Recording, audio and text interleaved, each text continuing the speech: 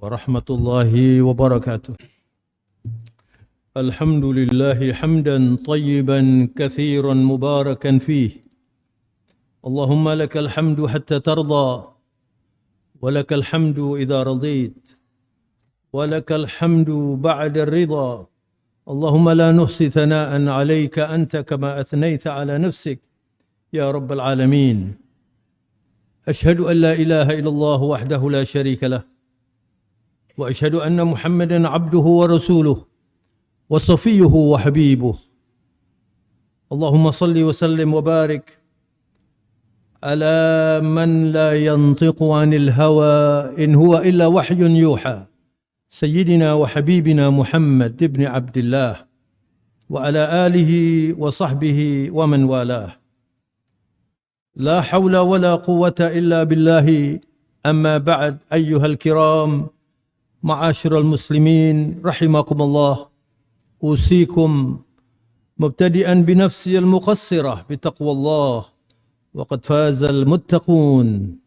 قال تعالى آمرا تقواه: وتزودوا فإن خير الزاد التقوى، واتقوني يا أولي الألباب. يا أيها الذين آمنوا اتقوا الله وكونوا مع الصادقين. إخوة الإيمان، جماعة مسجد الحكمة الفلاح رحمكم الله. Alhamdulillah, mari kita awali dengan bersyukur. Siang hari ini kita hadir kembali dengan izin Allah untuk menunaikan ibadah yang penting ini di Masjid Al-Falah.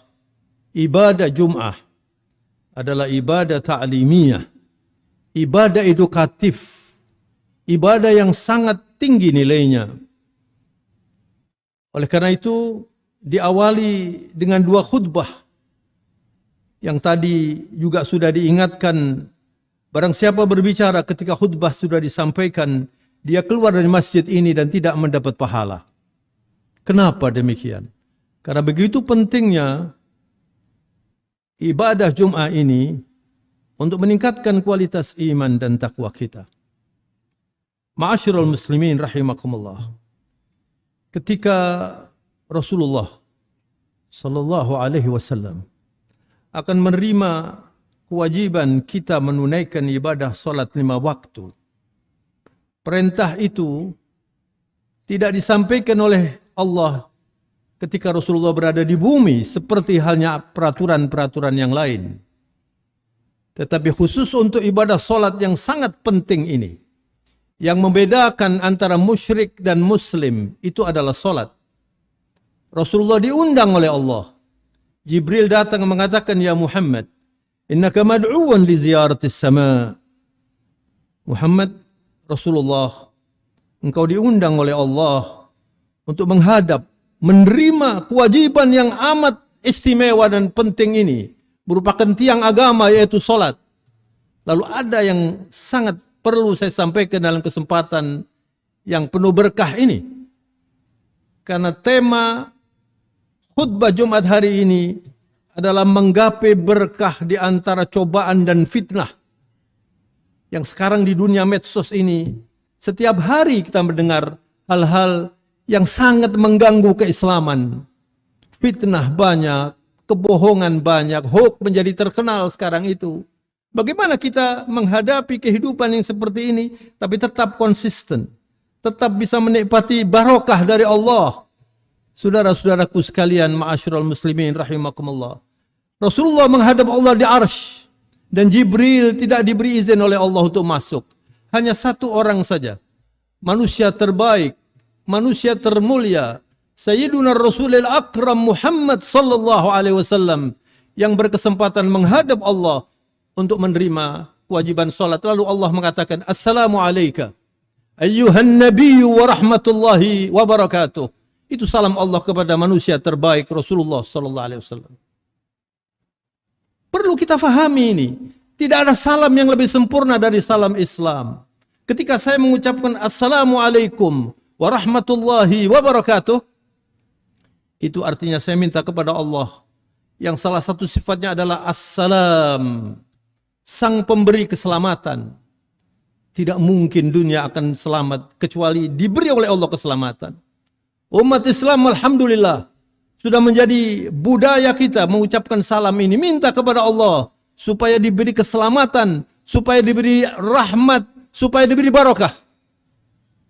Barang siapa menjawab dengan lengkap mendapat nilai pahala 30 kali.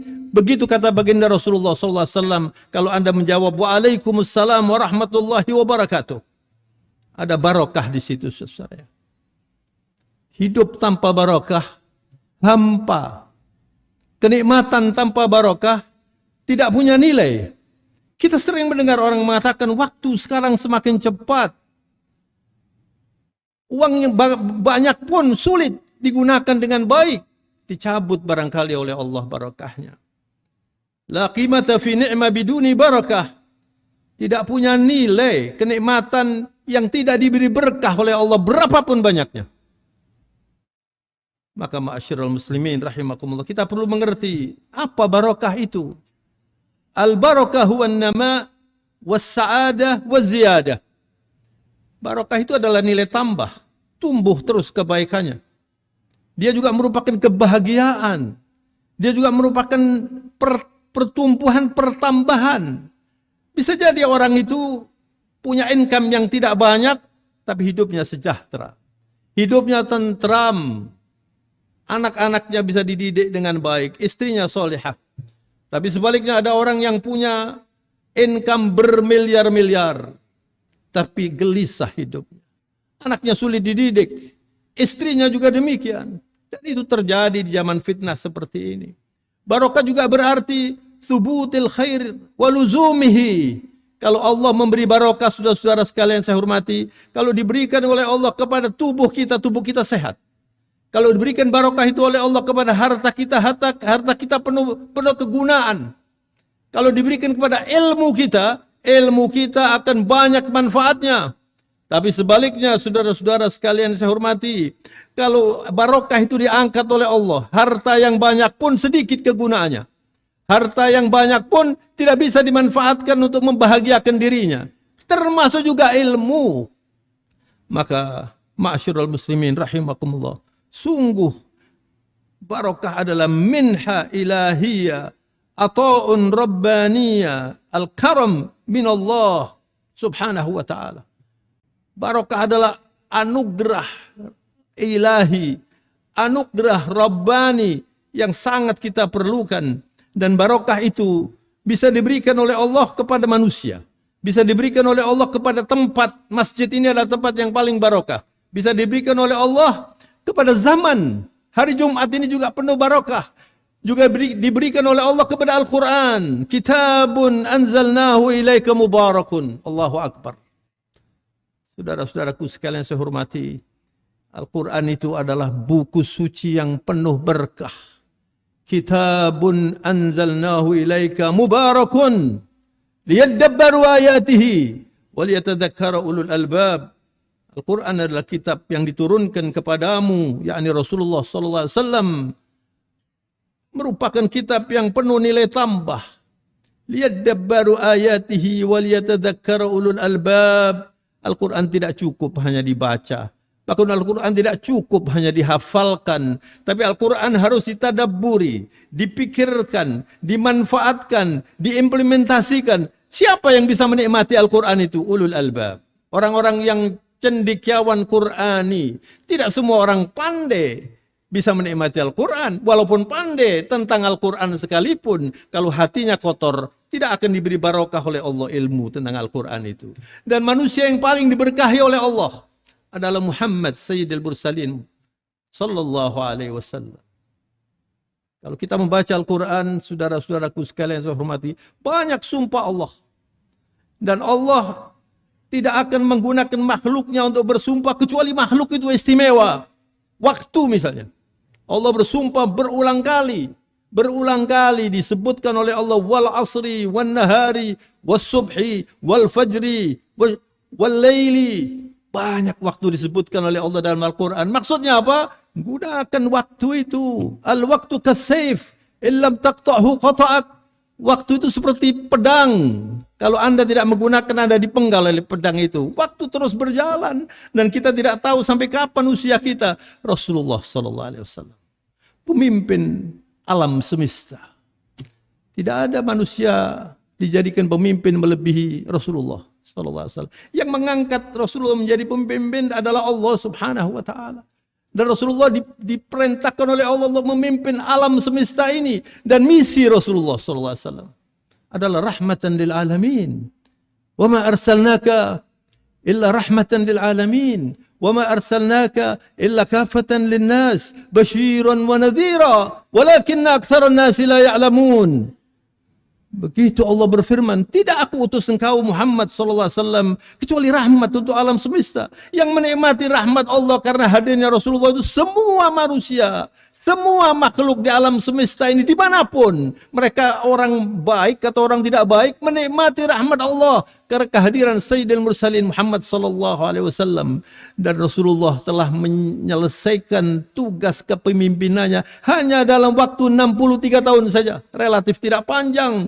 Umat-umat sebelum Rasulullah itu usianya Nabi Nuh 1000 tahun, ada yang ratusan tahun, tapi Rasulullah paling pendek 63 tahun saja.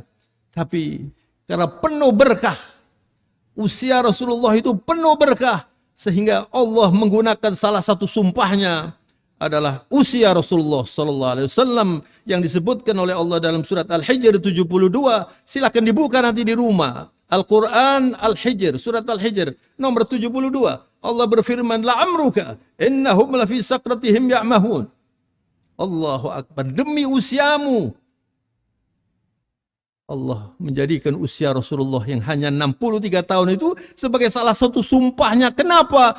Karena penuh barakah, syarat dengan zikir, dengan doa, dengan syukur. Ahsanan nasi wa aktharun nasi dzikran wa syukran wa duaan huwa sayyiduna Muhammad sallallahu alaihi wasallam. Orang yang hidupnya diwarnai dengan zikir, tidak pernah pisah dengan Allah, selalu bersyukur fi kulli hal, selalu berdoa. Rasulullah itu selalu berdoa sampai beliau wafat, penuh sekali syarat dengan kebaikan yang tidak bisa dihitung, sehingga oleh Allah dijadikan sebagai salah satu sumpahnya, demi usiamu Muhammad, orang-orang musyrikin yang tidak mau menerimamu hidupnya dalam kebingungan dan kegelisahan. Ma'asyiral muslimin rahimakumullah. Oleh karena itu Allah juga memberi kepada kita keistimewaan bulan yang penuh berkah, yaitu bulan suci Ramadan. Ada lagi Lailatul Qadar, ketika Al-Quran diturunkan, kata Allah, inna anzalnahu fi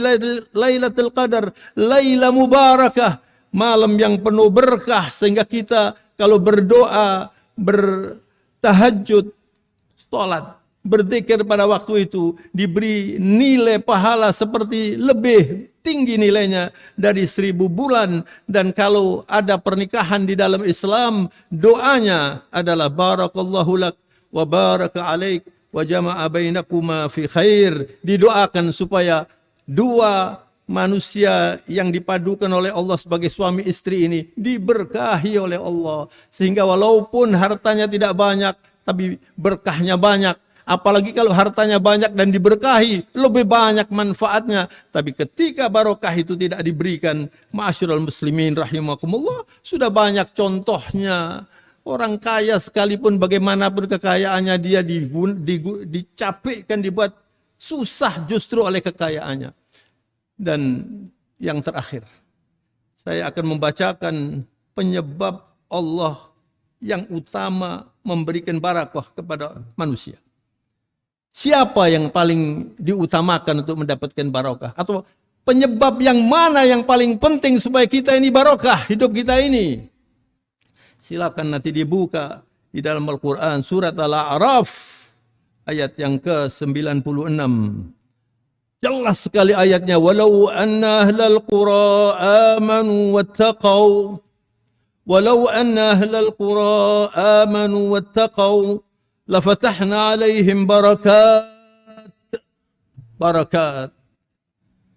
Walau anna ahlal qura amanu wattaqaw lafatahna alaihim barakatin minas samai wal ard walakin kadzabu fa akhadnahum bima kanu yaksibun.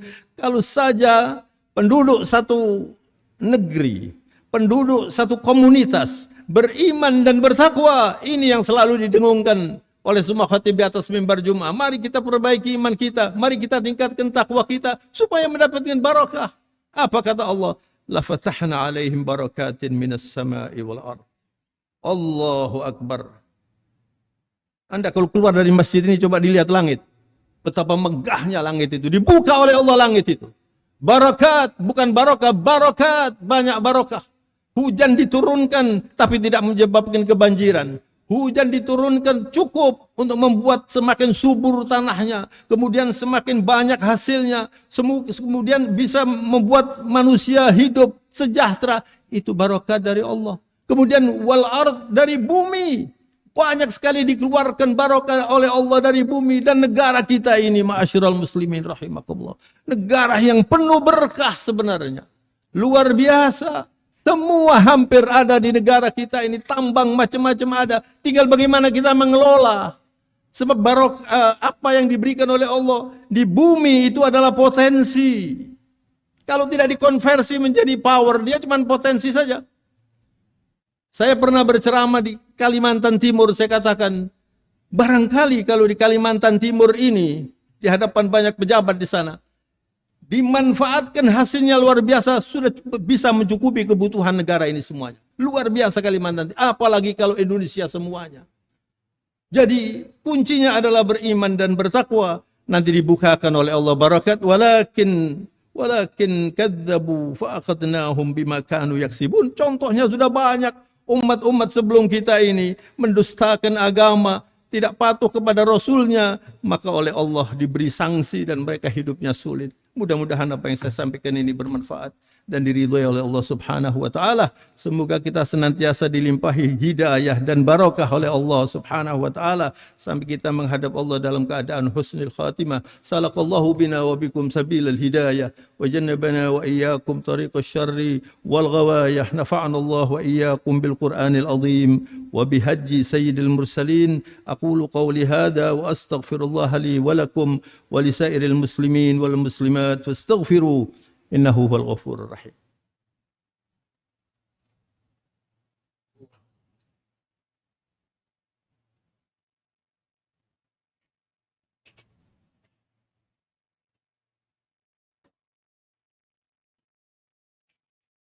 Innal hamdalillah nahmaduhu wa nasta'inuhu wa nastaghfiruh wa na'udzu billahi min shururi anfusina wa sayyiati a'malina.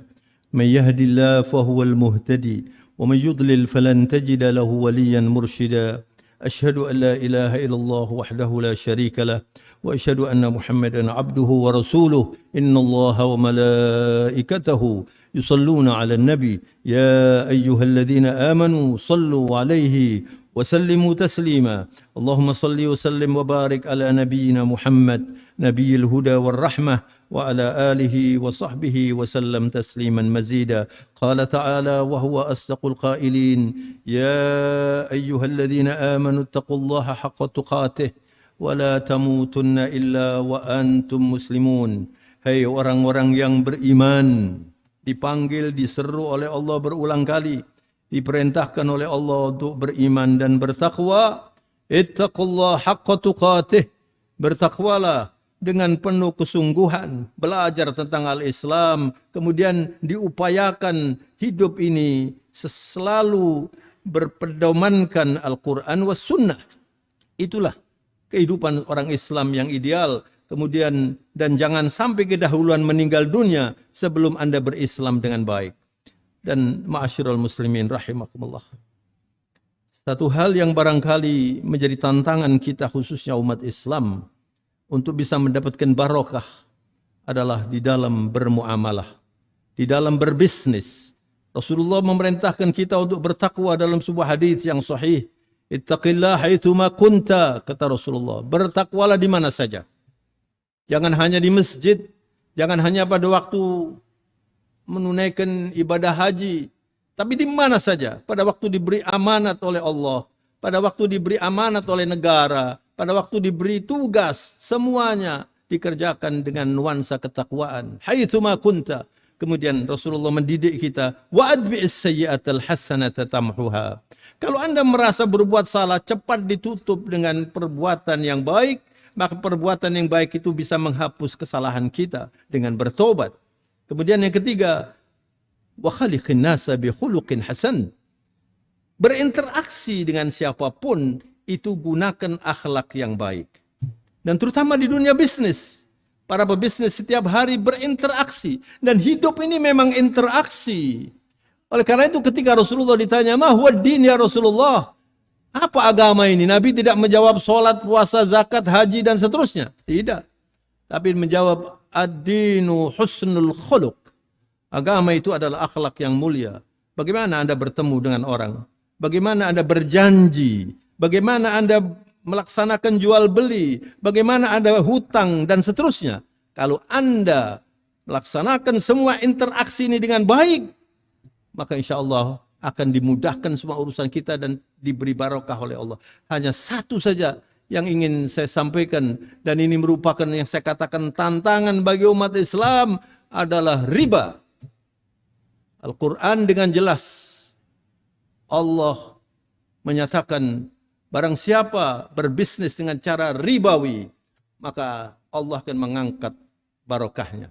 Yamhaqullahu riba wa yurbi as-sadaqat. Allahu Akbar. Wallahu la yuhibbu kulla kafarin athim. Berat sekali riba ini. Allah mengambil barokahnya riba itu. Kemudian riba ini dihadapkan dengan sedekah. Kalau Anda ingin mendapat riba yang banyak, bersedekahlah. Masjid ini setiap Jumat menggalakkan kita untuk bersedekah supaya bisa direnovasi secepatnya. Karena sudah waktunya masjid ini dibuat yang lebih baik.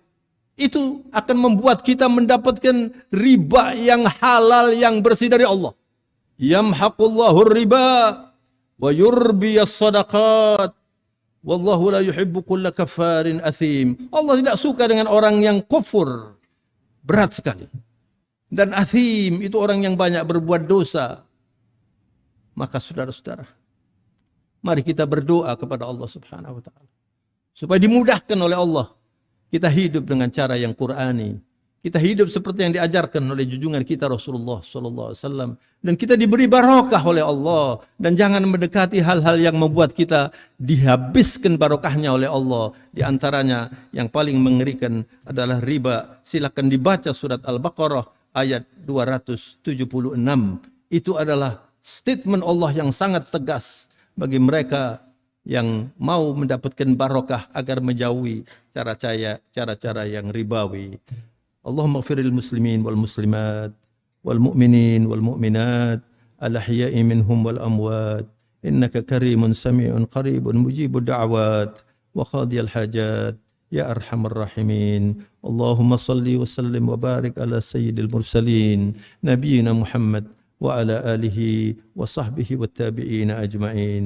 لك الحمد يا رب، لك الحمد حمدا طيبا كثيرا مباركا. اللهم انصر الإسلام والمسلمين، اللهم انصر من نصر الدين، اللهم اخذل من خذل الدين، اللهم حبب إلينا الإيمان وزينه في قلوبنا وكره إلينا الكفر والفسوق والعصيان. اللهم بارك لنا في أسرتنا، اللهم بارك لنا في أموالنا، اللهم بارك لنا في علمنا، اللهم بارك لنا في جسدنا، اللهم بارك لنا في جميع أمورنا. اللهم يا سميع الدعاء اجعلنا من الذين يستمعون القول ويتبعون أحسنه، وارزقنا التوبة قبل الموت، وارزقنا حسن الخاتمة عند الموت، وارزقنا مغفرة ورحمة بعد الموت. اللهم هون علينا سكرات الموت والنجاة من النار والعفو عند الحساب. ربنا آتنا في الدنيا حسنة وفي الآخرة حسنة وقنا عذاب النار وأدخلنا الجنة مع الأبرار. يا عزيز يا غفار يا رب العالمين. يا رب هذا الدعاء منا، هذا الدعاء منا ومنك الإجابة، وهذا الجهد منا وعليك التكلان. وصلى الله وسلم وبارك على نبينا محمد وعلى آله وصحبه وسلم.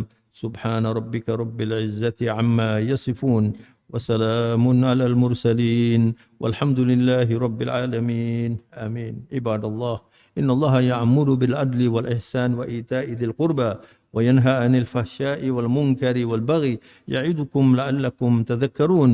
اذكروا الله العظيم يذكركم واشكروه على نعمه يزدكم ولذكر الله أكبر وأقم الصلاة.